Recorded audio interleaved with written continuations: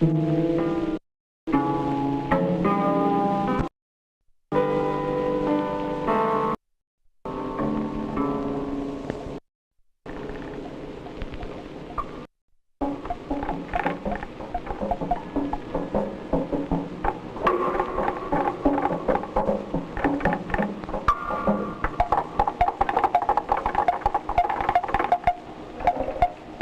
has described himself in many ways. But if we concentrate on man in relation to his control over his environment, no description is more apt than the description of man as a tool-making animal. And in the short history of mankind, the majority of the tools which man has made can be thought of as an extension of his muscle power. That is, the ability to perform work faster and in greater quantity.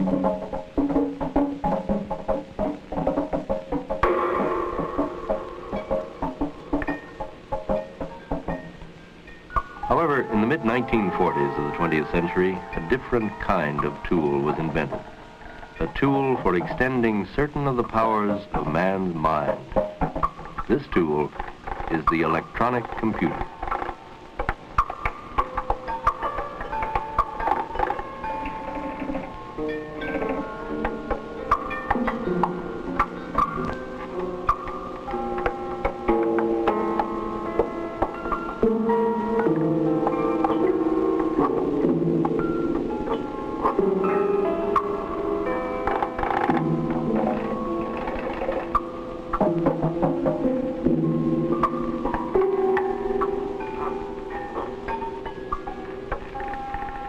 It is the fast, reliable, and tireless performance of a variety of arithmetic and logical operations that gives the computer its great utility and power.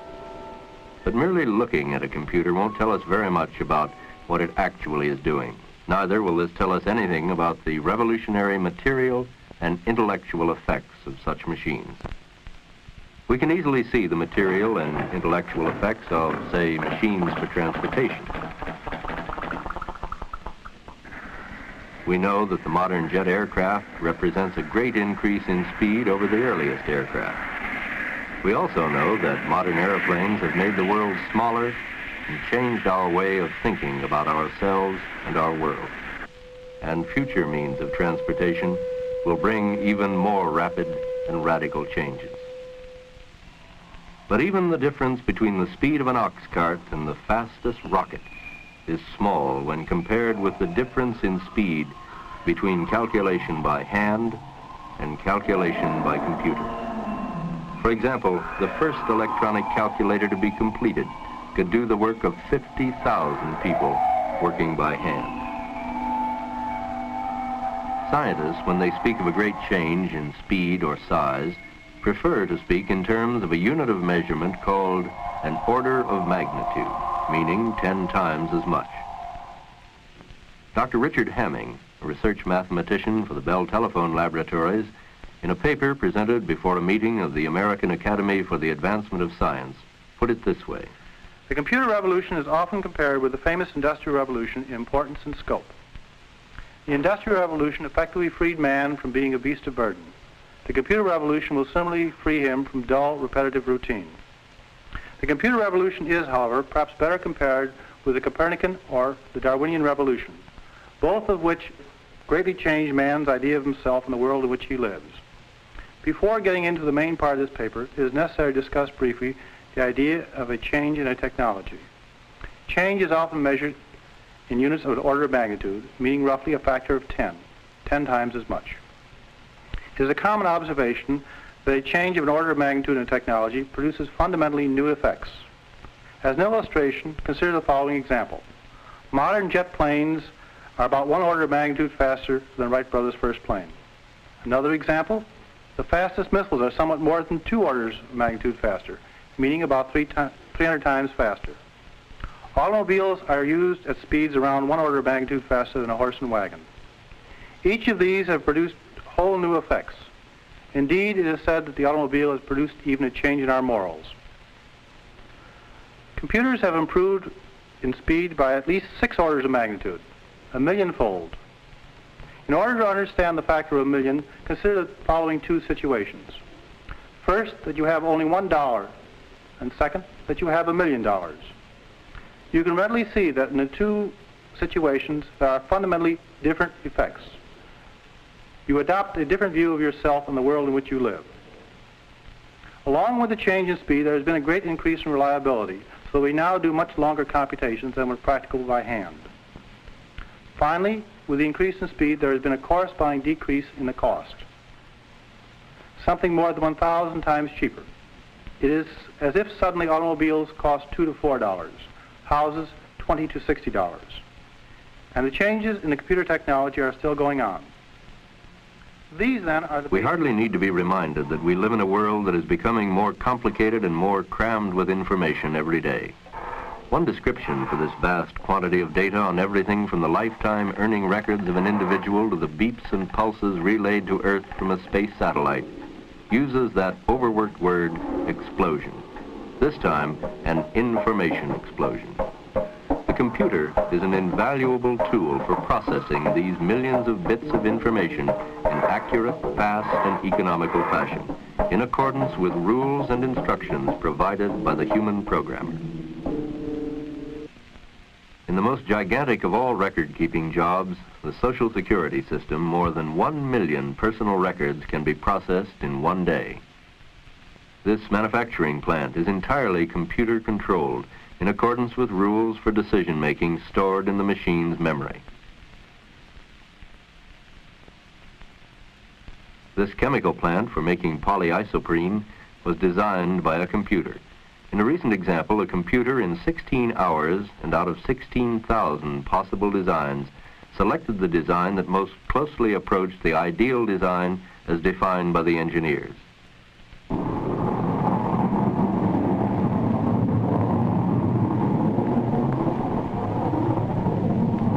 And this actual firing of the multi-million-dollar Saturn rocket was simulated on this computer many times before the actual firing was authorized.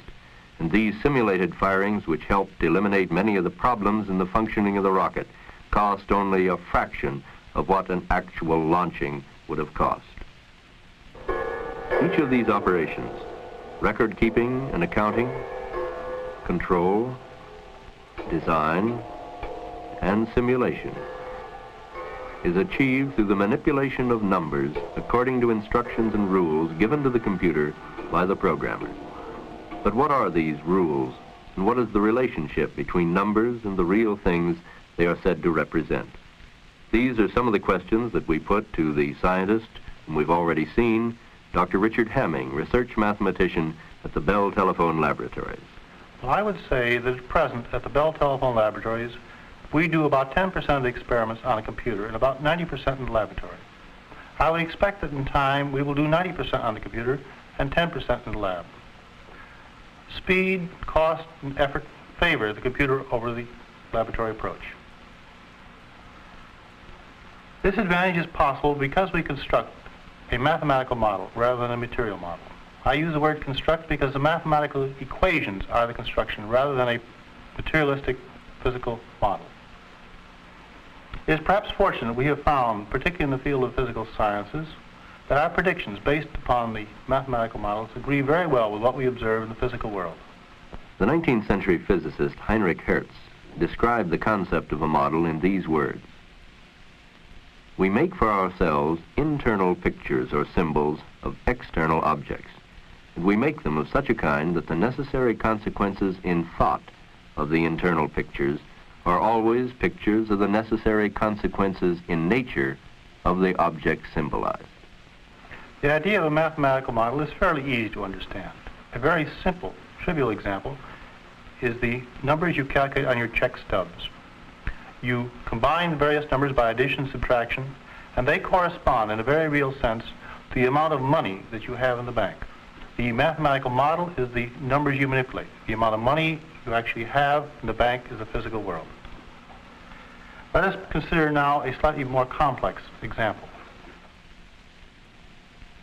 This is a common experience for most of us.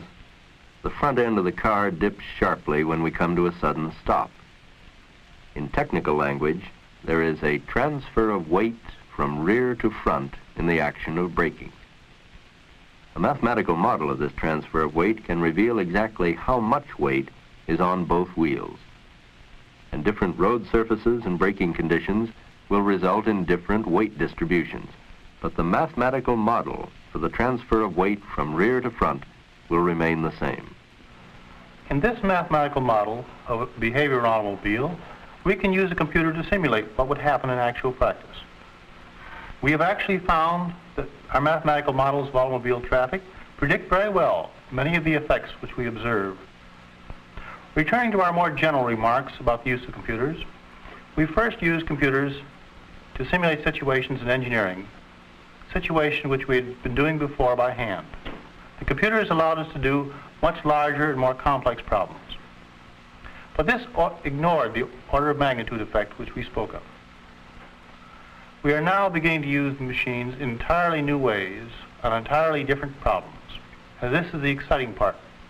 This is the intellectual aspect of applying the machines to completely new ideas that has so excited many people in the field. One of the characteristics of human beings is that among other things that they do is that they solve problems. And what it means, of course, to solve a problem is being able to not only get an answer to a question that arises in a particular situation, but then to find other cases that are similar to the initial one, so that we are in effect in a position to solve not just one concrete problem, but a whole class of them. This is Professor Ernest Nagel, a leading logician and philosopher from Columbia University. Once a domain has been developed to the point where answers can be given from a given set of assumptions simply by following some set of instructions or some rules, then it's not entirely evident that one should be thinking of the significance of every step that one is performing. Well, is it also possible to instruct machines to follow the rules of thought?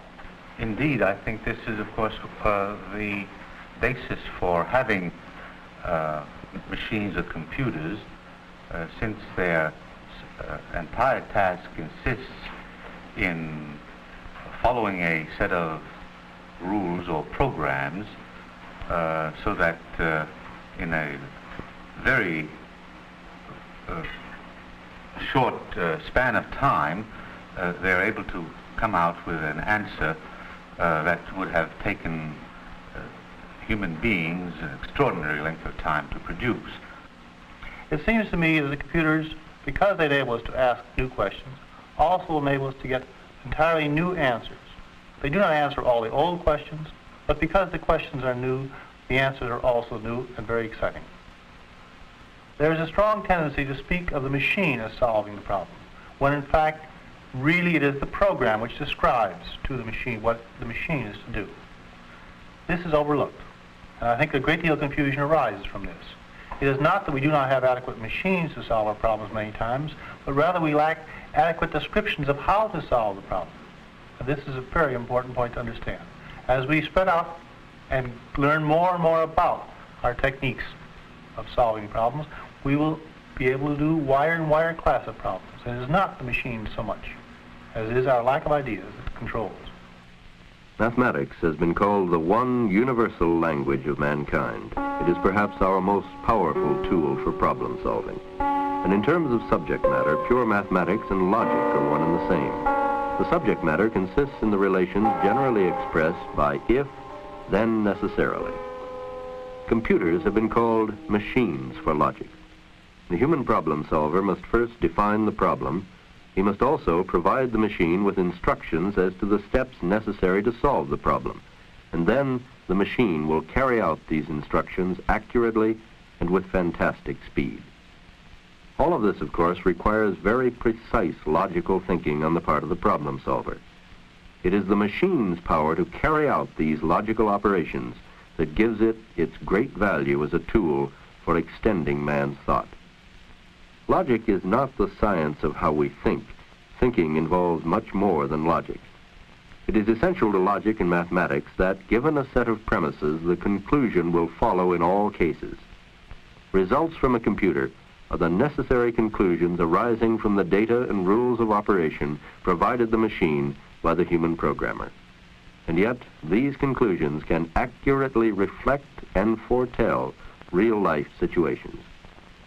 What is the nature of this remarkable correspondence between the abstract symbols of mathematics and logic and the real perceptible world of objects and events?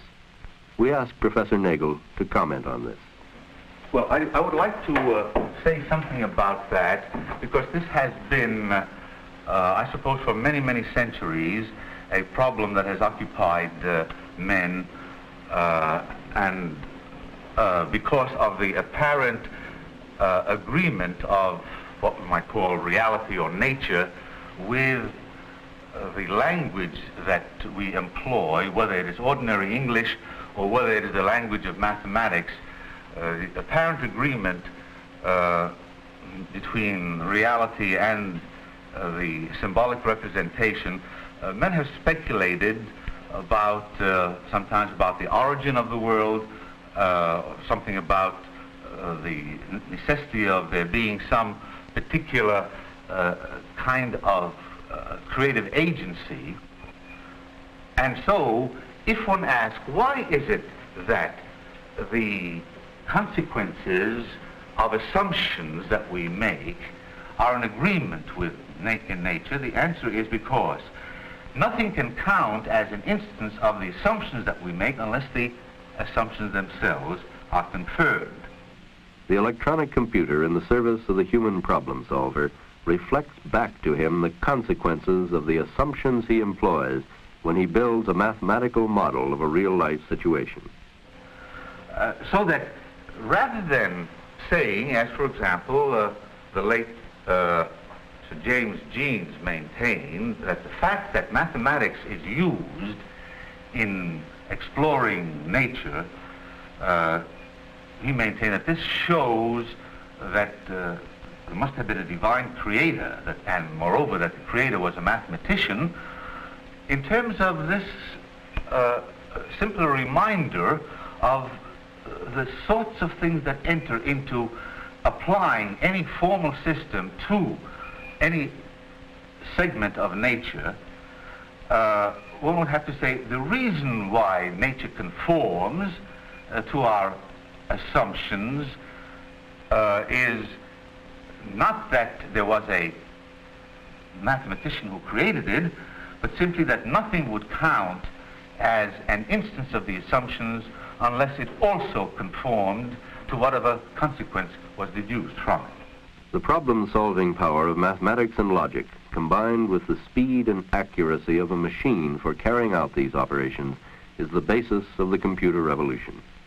But does this mean that a computer can produce a new idea or make an original contribution to knowledge? We ask this question of both Professor Nagel and Dr. Hamming. It depends entirely upon what you mean by a new idea. In some senses, the machine only produces what you expect. On the other hand, you do not foresee all combinations, and the machine often produces combinations which you had not foreseen and have the impression of novelty.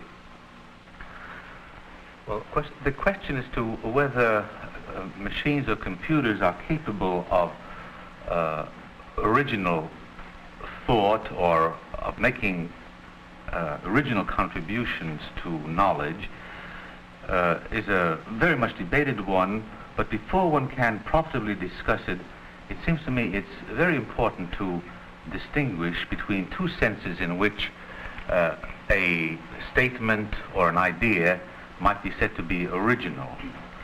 The two senses are a psychological sense of originality and a logical sense of originality. And I think perhaps the best way of making the distinction clear is first with an illustration. When a child is given an elementary arithmetical problem, for example, to find the sum of two numbers, when he gets the answer, the conclusion is something that is novel or new to him. So psychologically, of course, he gets the sense of having made a discovery. Nevertheless, the answer is something that is necessarily or logically implied in the premises or the assumptions, and the process of thought here simply is to unravel or make explicit what was already contained in a logical sense in the premises. I think I'd risk going out on a limb here and say that it seems to me that, at least on the basis of our present conceptions of the capacities of computers as well as the actual one that have been constructed, that computers do not come up with logically new ideas, and unless the nature of the beast changes very radically, that they cannot come up with logically new ideas, given the assumptions that underlie the present theory of computers. Many people are attempting to use computers to replace man. I am much more interested myself in using man and machines as a working combination. I believe that some of the future is already fairly clear. It is obvious that the machines can do routine, logical consequences much more rapidly and much more accurately than a human can. Therefore, I believe we will gradually push the detailed logical parts, the methods which we use, onto the machine, and we will reserve for ourselves the creation of new ideas and the direction of the research. Thus, the man-machine combination will find a dividing line passing gradually from man over to machine, the machine taking more and more of the burden as we learn how to use the machines and as the machines become more powerful, and we will find ourselves left in the more creative aspects of the problem, deciding what it is worth attacking, what are the problems which we wish to solve. These kind of questions we do not know how to give the computer and seem best reserved for man at present. I think we have to say that in this respect, the human mind is capable of doing things that none of the machines that are available today is capable of doing. This certainly doesn't foreclose the question whether sometime in the future machines might not be devised so that exactly this kind of a thing will be credited to machines. But at present, and this is all that one can say at the moment, there are clear lines of demarcation between capacities of the human mind in respect to the capacity to make contributions to knowledge which is our original.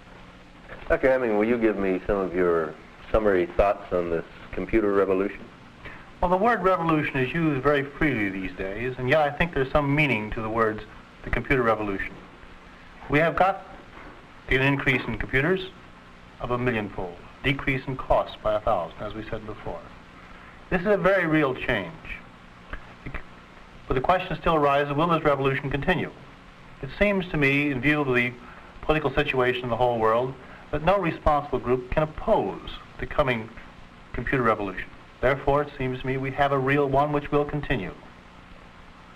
Now, I believe that the reports we hear of this revolution are very misleading. They often underestimate the speed which is going on and the importance.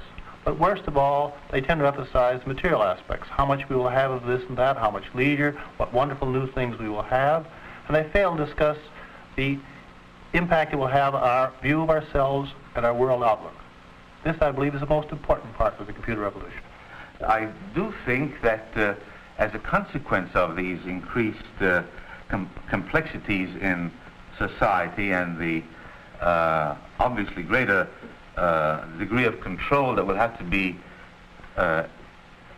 exercised if we are not going to run into each other constantly, it does require us to think seriously as to how in the future we, or perhaps more specifically our children and grandchildren, will be able to realize the potentialities that we would like our own society to enable us to develop. We shall have to find ways of training ourselves how to enjoy the leisure that we presumably are going to have, the greater leisure that we're going to have, in such a way that instead of being frustrating and making life a perpetual boredom, will enable us to engage in creative activities. This seems to me to be the central problem that faces Western civilization insofar as the material goods of life are going to be increased, but it does raise a fundamental issue as to how what was sometimes called the spiritual aspect of life, or I would prefer to call it the creative aspect of individuality, will be given a room for development. Now, there's no simple answer to this question. If there is any mystery in the computer revolution, let's be sure that the mystery is located in the right place. In spite of its magnetic memory, complex circuitry, and so on, the mystery is not in the machine. The sense of awe and mystery that we may experience when we see a computer in operation is really awe at the accumulated months and years of thinking by human problem solvers reflected back to us at fantastic speed. A computer scientist once remarked that we have machines that compute with the speed of light, but with the intelligence of the earthworm. While it is true that the computer can be called a kind of brain, although a very limited one, in order to solve any problem, the computer must first be instructed by a human programmer who has painstakingly and logically analyzed the problem. The computer is then given the problem in the form of numbers or instructions pertinent to arithmetic. It is the arithmetic logical task that the computer is organized to do. Once instructed, it can do as much arithmetic in a minute as a man in a lifetime. A man in a lifetime. The lifetime of all mankind is but a brief moment in the long history of this earth of ours, and only yesterday in the history of mankind has man made any significant advance in his control over his earthly environment. Computers, machines for logic, may change this more than any other of man's inventions. These machines, which have been with us less than a millionth of a second in terms of the temporal span of man's history, have already given promise of deep and far-reaching change in our way of life and way of thinking. They literally accelerate into milliseconds of time our ability to perform logical, arithmetic, and control tasks. But finally, the future, except in terms of trends and probabilities, is the great unknown, and the uses to which we put ourselves in relation to the marvelous machines of our own invention is perhaps the central moral and intellectual challenge of our own brief moment in time.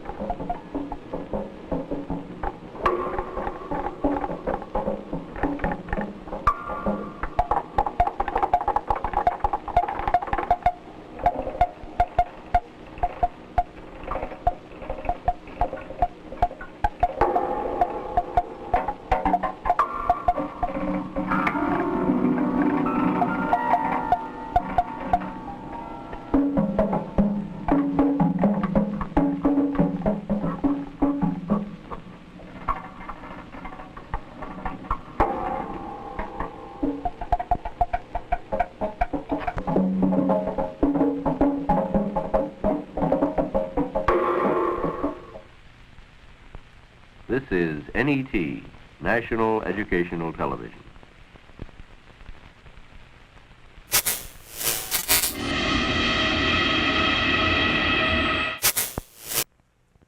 Paperwork. Oh, those dollars go. Worse every year. Figuring percentages really gets me. It's the budgets. You know, I chew up more pencils. Markups, discounts, too much, too much. There's gotta be an answer. Introducing The Answer. A really small calculator, a really silent electronic, a really fast thinker, one that works anywhere on battery or plug-in, one with all the calculator know-how you'll probably ever need. Introducing the world's smallest electronic calculator from the maker of the world's most complete line, Sharp. Introducing the LC8, world's smallest electronic calculator by Sharp. Price tag to match, $345 complete. LC8, The Answer. See it.